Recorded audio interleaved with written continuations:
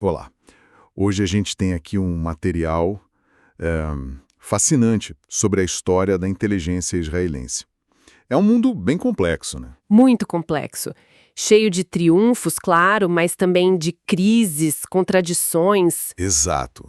Aquela imagem monolítica não se sustenta. A nossa ideia aqui é desvendar essas camadas, sabe? Explorar desde o comecinho. Sim, até os desafios mais recentes. E tudo com base nessas fontes bem detalhadas que a gente analisou. Vamos traçar a evolução das agências, né? Mossad, Shin Bet, Aman. Isso.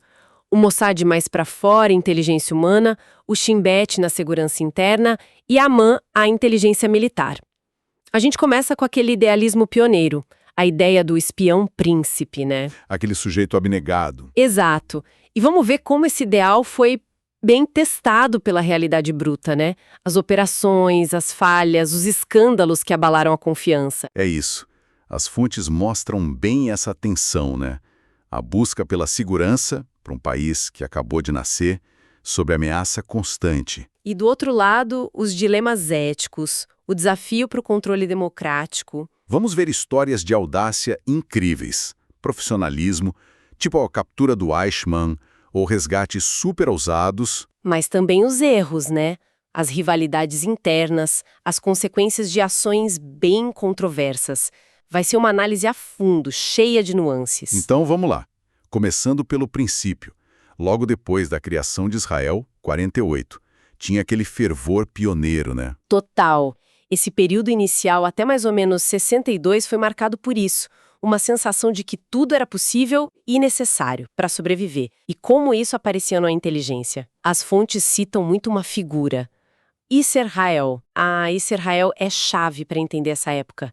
Ele foi o único memune, o responsável, sabe? Chefe do Shin Bet e do Mossad ao mesmo tempo. Nossa, que concentração de poder. Imensa. E ele personificava esse ideal do espião príncipe. Um patriota, assim, fervoroso, dedicado à causa sionista. Quase ascético no jeito de viver. E esperava isso dos outros também, imagina? Com certeza. A abnegação total dos agentes. O foco era absoluto no human, a inteligência humana. Ele acreditava na capacidade de se infiltrar em qualquer lugar, na audácia pura. Aquela ideia de voltar pela janela se fosse expulso pela porta. Exatamente essa. Tecnologia era secundária. O que importava era o agente lá, no terreno. Parece uma visão poderosa essa. Mas as fontes já mostram complicações logo de cara. Escândalos que abalaram essa imagem. O caso Isser Biri, por exemplo. Ah, sim. O caso Berry foi um trauma logo no início. Berry era o primeiro chefe da AMAN, a inteligência militar, em 48, no meio da Guerra da Independência. Sim. Ele ordenou a execução sumária de Meir Tobiansky, um oficial do exército acusado de traição, mas bem levianamente. Nossa, e o que aconteceu? Tobiansky foi inocentado depois de morto, e o Beiri foi afastado.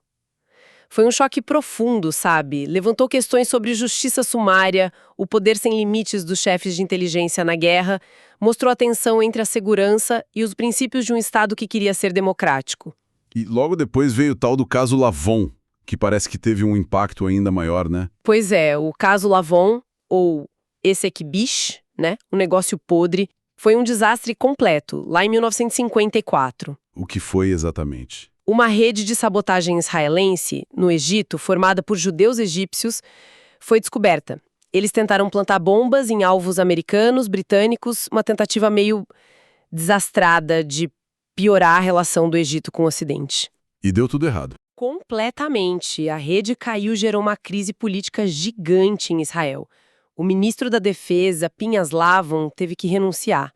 Mas a pergunta-chave: quem deu a ordem para uma operação tão arriscada e mal planejada? Ficou no ar. Exato, ficou obscura por anos. Alimentou desconfiança entre a liderança militar e política. Essa ambiguidade sobre comando e responsabilidade virou um problema recorrente. Entendi. Além desses problemas internos, o que mais diferenciava a missão da inteligência israelense?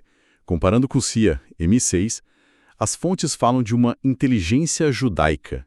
Isso é central e único. Uma missão primordial que não tem paralelo direto em outras agências era proteger comunidades judaicas fora de Israel, na diáspora, e facilitar a imigração para Israel, a Aliá.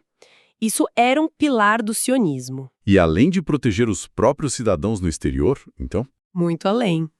Exemplos assim, espetaculares disso foram a Operação Ezra e Neemias. A que trouxe os judeus do Iraque. Essa mesma. Um transporte aéreo massivo trouxe quase toda a comunidade judaica iraquiana entre 50 e 52. E também as operações clandestinas, perigosas, no Marrocos, outros países no norte da África, nos anos 50, 60, para resgatar dezenas de milhares. Era visto como algo existencial, sabe? E mencionam também a filosofia periférica, ligada ao primeiro diretor do Mossad, o rei Reuven Shiloah. Sim, Shiloah. Uma figura mais discreta, mas muito influente. Ele que estabeleceu essa estratégia. Como Israel estava cercado por países árabes hostis. A ideia era buscar aliados na periferia. Exato. Alianças secretas com países e minorias não árabes na periferia geográfica ou política do Oriente Médio. Isso incluiu laços com Turquia, Irã antes da Revolução, Etiópia, grupos como os curdos no Iraque. A lógica do inimigo do meu inimigo. Exatamente, criar um contrapeso estratégico ao bloco árabe. Essas alianças secretas foram importantíssimas por décadas. Ok, chegamos ali em meados dos anos 60. O cenário muda com Meir Amit, primeiro na Aman, depois no Mossad. É aqui que as fontes dizem que a coisa começa a ficar bem interessante em termos de profissionalização. Meir Amit. Ele liderou o Mossad de 63 a 68. E sim, representou uma mudança de geração e de mentalidade. Ele veio da Aman, tinha uma visão mais pragmática, menos ideológica que o Harel. Queria modernizar, então. Isso. Tirar as agências da dependência dos velhos companheiros da Haganá, sabe? Dos métodos, às vezes, meio amadores da era pioneira. Ele introduziu critérios de recrutamento mais sistemáticos. Buscando que tipo de qualidades? Agressividade controlada, astúcia, iniciativa. Ele se inspirou em práticas de grandes empresas americanas e investiu pesado em tecnologia. Computadores para análise de dados, escuta mais sofisticada, gadget para operações. Imagino que nem todo mundo gostou disso. A velha guarda do Harel deve ter chiado. Com certeza. Teve bastante atrito. Harel e os aliados dele acusavam o Amit de desperdiçar dinheiro com tecnologia, de adotar uma mentalidade americana, abandonar o espírito de sacrifício, a primazia do Umint. E o Amit rebatia como? Argumentava que a complexidade das ameaças exigia uma abordagem mais profissional, integrada, tecnológica, embora ele nunca negasse a importância do fator humano, claro. Ele queria a inteligência menos como arte e mais como ciência. E essa nova abordagem rendeu operações notáveis na época dele? Sem dúvida. Talvez a mais famosa, quase cinematográfica, seja a Operação Diamante, concluída em 66. Ah, a do piloto iraquiano com o MiG? Essa mesma. Depois de um esforço longo, meticuloso de Hilmint, o Mossad convenceu um piloto iraquiano, Munir Hedfa, a desertar com o caça MiG-21 dele. Era o avião soviético mais avançado da época. Ele pousou em Israel. Nossa, um trunfo gigantesco. Espetacular. Deu ao Ocidente informações técnicas valiosíssimas e consolidou a reputação do Mossad como o mestre do Hilmint. E outros casos marcantes desse período? As fontes citam Eli Cohen e Wolfgang Lotz. Eli Cohen é um dos casos mais famosos e trágicos. Um judeu egípcio, falava árabe fluente, se infiltrou com identidade falsa nos círculos militares e políticos mais altos da Síria no início dos anos 60. Ele passou informações importantes? Cruciais. Detalhes sobre as fortificações sírias nas colinas de Golã, por exemplo, vitais na Guerra dos 6 Dias em 67. Mas ele acabou descoberto em 65. Talvez por excesso de confiança, transmissões de rádio muito frequentes. E o fim foi trágico. Foi enforcado publicamente em Damasco. Virou um mártir em Israel. Já o Wolfgang Lotz era o espião cavaleiro. Que nome? Pois é, um judeu alemão que se passou por ex-oficial nazista, criador de cavalos rico, no Egito. Usou essa persona extravagante para se infiltrar na sociedade egípcia, obter informações sobre os cientistas alemães no programa de mísseis egípcio. Deu certo? Por um tempo, sim, mas também foi capturado eventualmente, só que sobreviveu. Esses casos mostram o sucesso, mas também os riscos absurdos do Omint. Essa era de ouro da reputação, porém, parece que foi bem abalada nos anos 70 e 80.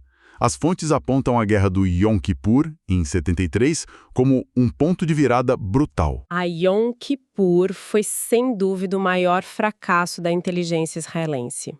A falha em prever o ataque surpresa coordenado do Egito e da Síria, logo no dia mais sagrado do judaísmo. Foi um trauma nacional. A confiança foi para o espaço. Totalmente destruída. A confiança quase cega na capacidade de previsão das agências, principalmente da Arman, acabou ali. A inteligência militar ficou paralisada pelo tal do conceito. Que era essa ideia de que... Uma avaliação estratégica rígida dizia que o Egito não ia para a guerra sem força aérea para neutralizar de Israel e que a Síria não atacaria sozinha. Essa convicção fez eles ignorarem ou interpretarem mal vários sinais de alerta, informações que indicavam preparativos para a guerra. Mas as fontes dizem que o Mossad tinha informações melhores pouco antes. Sim, esse é um ponto crucial. E trágico. O Mossad tinha uma fonte muito, muito alta no círculo do presidente egípcio Sadat, o Ashraf Marwan, genro do Nasser. E ele avisou. Avisou o chefe do Mossad, Zvi Zamir, da iminência do ataque poucas horas antes. Zamir passou a informação urgente, mas foi recebida com ceticismo pela liderança, ainda presa no conceito da Amã. Falha de comunicação, de análise... E, principalmente, de vontade de acreditar no pior cenário. O resultado foi uma surpresa estratégica quase total. Baixas pesadíssimas nos primeiros dias, a comissão Agranat, que investigou o fracasso, derrubou o chefe da Amã e outros, mas as cicatrizes na confiança pública e na autoimagem da inteligência foram profundas. E essa crise de confiança parece que só piorou com outros incidentes e escândalos nos anos seguintes, né? Especialmente nos anos 80. Pois é, os anos 80 foram bem turbulentos. O caso Lillehammer, na Noruega, em 73.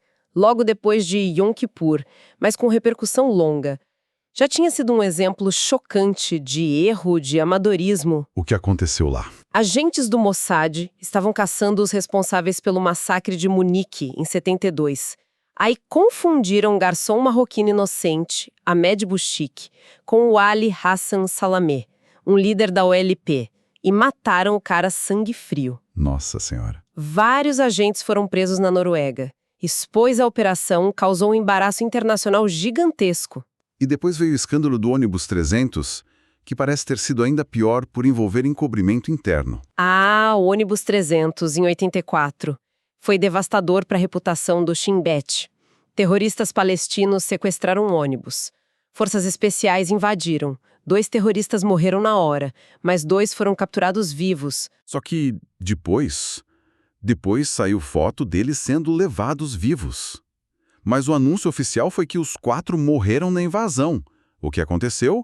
Agentes do Shin Bet executaram os 2 capturados, sumariamente. E pior, tentaram encobrir tudo. Perjúrio, tentativa de culpar militares, que coisa grave. Quando a verdade veio à tona, causou uma crise de confiança sem precedentes no Shin Bet e no establishment de segurança. Isso levou à Comissão Landau, né? Que mexeu na questão dos métodos de interrogatório. Sim, a Comissão Landau. Investigou o ônibus 300 e as práticas do Shin Bet. Foi um marco. Expôs o encobrimento, criticou duramente a liderança da agência. Mas, numa parte controversa do relatório, meio secreta na época, O que dizia? a comissão reconheceu que o Shin Bet usava rotineiramente pressão física moderada e interrogatórios de suspeitos de terrorismo. Argumentou que era necessário em situações de bomba-relógio. Mas isso legitimou a prática de certa forma. Pois é, estabeleceu algumas diretrizes. Mas essa admissão, essa legitimação tácita do uso de força física, gerou debates éticos e legais enormes em Israel e fora. Debates que continuam até hoje, né? Onde fica a linha entre segurança e violação de direitos. Outro golpe duro agora nas relações externas com os Estados Unidos. O caso Jonathan Pollard. Nossa, o caso Pollard foi um desastre nas relações Israel e US. Pollard era um analista civil de inteligência naval americano, judeu. Ele achava que os US estavam escondendo informações vitais de Israel.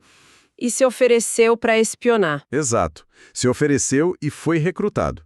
Mas não pelo Mossad, e sim por uma unidade secreta pouco conhecida chamada LACAM, Escritório de Ligação Científica, na época chefiada por Rafi Eitan, figura controversa também. Sim, envolvido na supervisão da operação do ônibus 300 também, Pollard entregou uma quantidade absurda de documentos secretos americanos, alguns super sensíveis. Motivado por quê? Ideologia? Dinheiro? Uma mistura. Ideologia pró-Israel, mas também recebeu pagamentos bem substanciais. E quando descobriram, o estrago foi grande, imagina. Gigantesco. Pollard foi preso em 85, tentando pedir asilo na embaixada israelense em Washington. A revelação de que Israel tinha uma operação de espionagem desse tamanho dentro do principal aliado causou choque, fúria nos Estados Unidos. Até porque Israel tinha prometido não fazer isso, né? Exatamente, tinha um compromisso formal de não espionar nos Estados Unidos. Quebrar essa promessa foi visto como traição grave. E o fato de ter sido o LACAM, uma agência já suspeita de conseguir tecnologia sensível nos Estados Unidos de forma clandestina, tipo os Crytrons. Componentes que podem ser usados em gatilhos nucleares. Isso tornou tudo pior. A forma como Israel lidou inicialmente, tentando minimizar o envolvimento oficial, também foi muito criticada. Danificou a confiança mútua por muitos anos. O LACAM acabou sendo extinto por causa disso. E como se não bastasse, na mesma época, gente ligada à segurança israelense se meteu em outra confusão internacional, o caso Irã-Contra, o Irangate. Pois é. Embora não fosse uma operação oficial coordenada pelo Mossad, teve participação de gente importante. Mas como Israel se envolveu nisso? Vender armas para o Irã parece estranho. Foi uma situação super complexa, nebulosa, meados dos anos 80. O governo Reagan, nos Estados Unidos, queria libertar reféns americanos no Líbano, mantidos por grupos pró-Irã. Secretamente, claro. E Israel viu uma oportunidade. Exato. Uma oportunidade estratégica de reabrir canais com setores do regime iraniano, apesar da hostilidade pública. E também, claro, lucrar com a venda de armas. Figuras proeminentes de Israel. Al Schwimmer, fundador da Israel Aircraft Industries, Yaakov Nimrod, ex-agente do Mossad, que virou um negociante de armas influente. Atuaram como intermediários. Isso. Facilitaram a venda secreta de armas americanas para o Irã, mísseis antitanque Tal, peças para mísseis Hawk. O acordo era o Irã usar influência para libertar os reféns.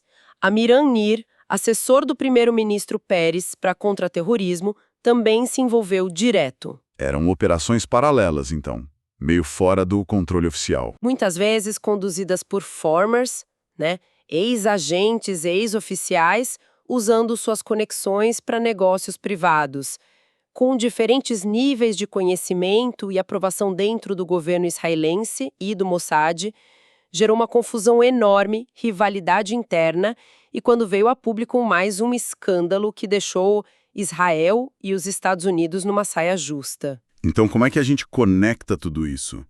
A gente vê uma trajetória que começa com um idealismo forte, quase puro, né? Atinge picos de sucesso operacional espetaculares, mas depois mergulha em falhas, escândalos, dilemas éticos bem complicados. Exatamente essa é a imagem que as fontes passam. Uma comunidade de inteligência com capacidade inegável, inovadora muitas vezes, não só no HUMINT, mas em operações especiais ousadas. Pensa na captura do Eichmann, na Argentina, em 60, um triunfo moral operacional. O resgate em Entebbe, em 76. Cinematográfico. Ou a destruição do reator iraquiano Osirak, em 81. E, claro, tem essa missão única, quase existencial, de proteger a identidade e a segurança judaica no mundo todo. Mas o outro lado da moeda está ali, bem claro também. As falhas, os problemas, parecem tão parte da história quanto os sucessos. Sem dúvida. A narrativa mostra sempre os perigos do excesso de confiança, da arrogância, do pensamento de grupo. O conceito antes de Yom Kippur é o exemplo mais gritante. As dificuldades de controle, de responsabilização, a pergunta quem deu a ordem. Que nunca some. A tensão constante com valores democráticos, direitos individuais.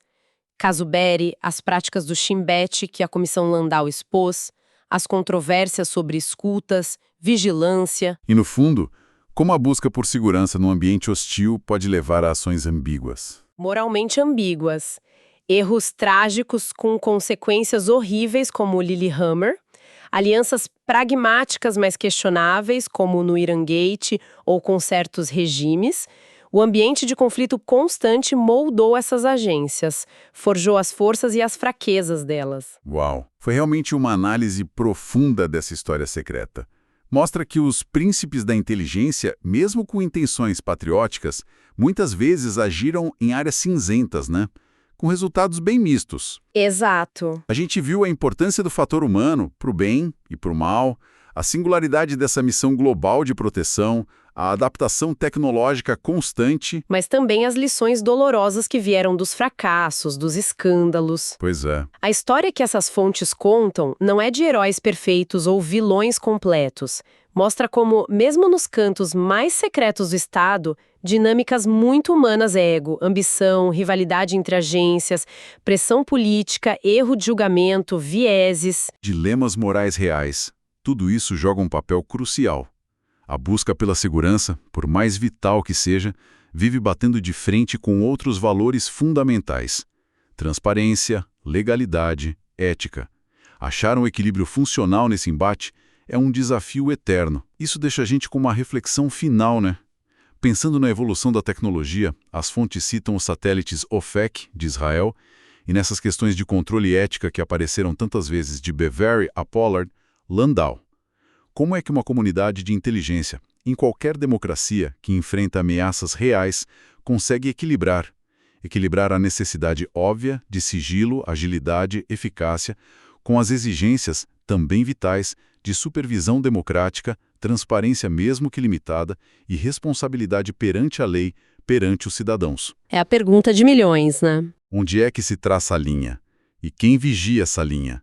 Especialmente quando o próprio trabalho envolve operar nas sombras e, às vezes, forçar os limites do aceitável em nome da segurança nacional. Fica aí a questão.